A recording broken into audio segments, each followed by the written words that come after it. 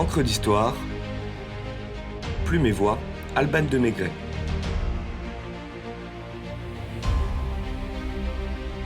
Histoire de la petite reine, à bicyclette.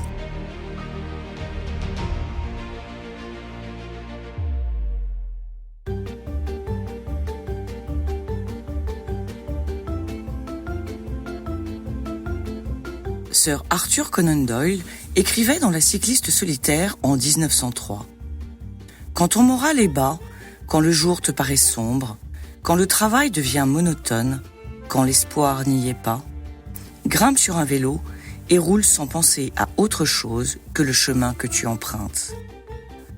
Bourvil, même si sa voix parfois déraille, ou encore Yves Montand ne le contrediront pas.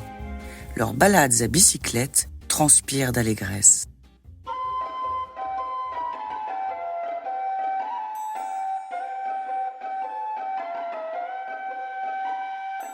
Des croquis attribués à Léonard de Vinci et datés de 1493 illustrent ce qui ressemble fort à notre vélo moderne. Mais l'authenticité des documents n'a jamais été prouvée. C'est bien plus tard que l'ancêtre de la bicyclette voit le jour sous le nom de Draisienne, en hommage à son inventeur, le baron badet Karl von Drais de Sauerbrunn. Présentée à Paris en 1818, la Draisienne est un engin de 40 kg doté de 2 roues, d'un siège et d'un gouvernail qui permettent en fait de courir assis.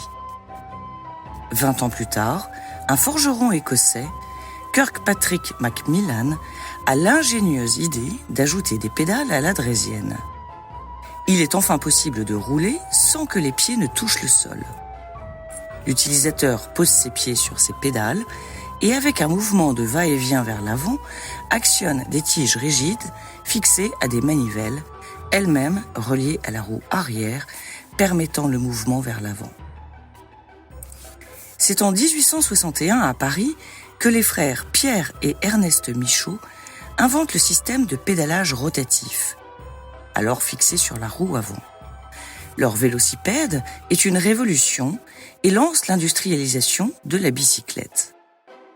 Quelques années suffisent pour voir naître un salon commercial du vélo, des publications cyclistes et une course de 130 km entre Paris et Rouen.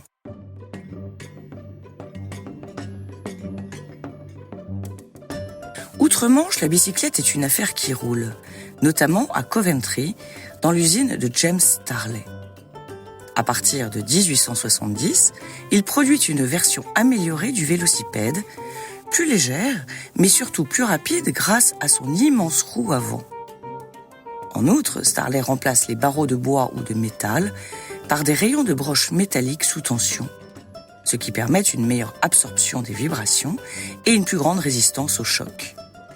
Le Granby en français est Ordinary ou Penny Farthing, deux pièces de monnaie, l'une grande, l'autre très petite en anglais, rayonne de succès auprès des casse-cous. L'engin s'adresse à une élite exclusivement masculine, capable d'une habileté quasi acrobatique et qui en redemande. C'est l'escalade.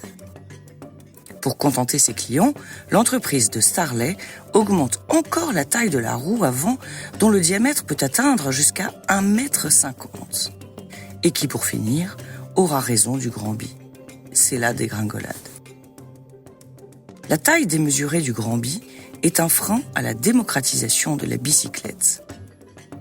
John Kemp Starley, le neveu de James, qui travaille en tandem avec lui depuis 1872, l'a bien compris et entame une réflexion pour proposer un vélocipède utilisable par tous, y compris les femmes.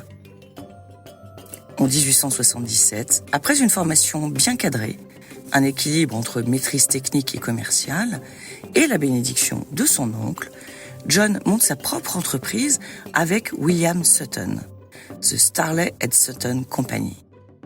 Les affaires prospèrent sans que les efforts de John à améliorer ses bicyclettes ne s'essoufflent.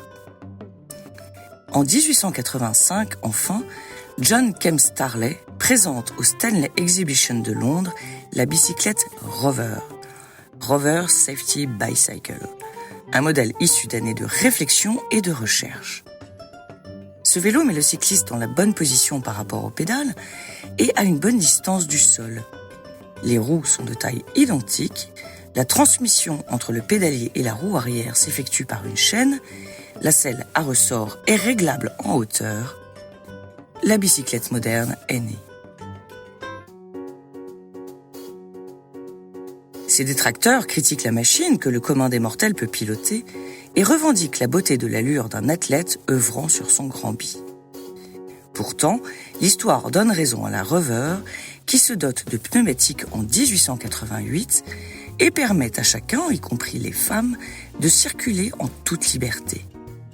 Rappelons qu'à cette époque, excepté ses jambes ou un cheval, il n'existe aucune autre forme de transport individuel, l'automobile étant encore très confidentielle.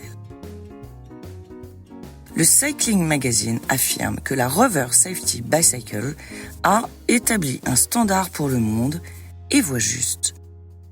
Les concurrents imitent rapidement l'invention de Starlane Neveu, tandis que l'heureux et talentueux homme d'affaires change le nom de sa société qui devient Rover Cycle Company Limited, futur MG Rover.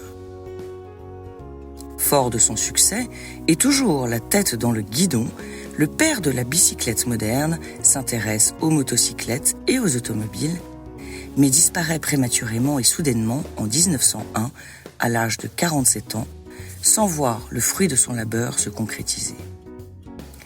Telle est l'histoire de la Petite Reine, un surnom bien joli que certains attribuent à Pierre Giffard, dont la couverture de son ouvrage, paru en 1891, La Reine Bicyclette, était illustrée par une femme portant un vélo. D'autres prétendent, et nous aimerions leur donner raison, que nous devons ce nom à Wilhelmine de Range-Nassau, reine des Pays-Bas de 1890 à 1948. Couronnée à seulement 10 ans, la petite reine se déplaçait à bicyclette pour le grand enthousiasme de ses sujets dans les rues d'Amsterdam.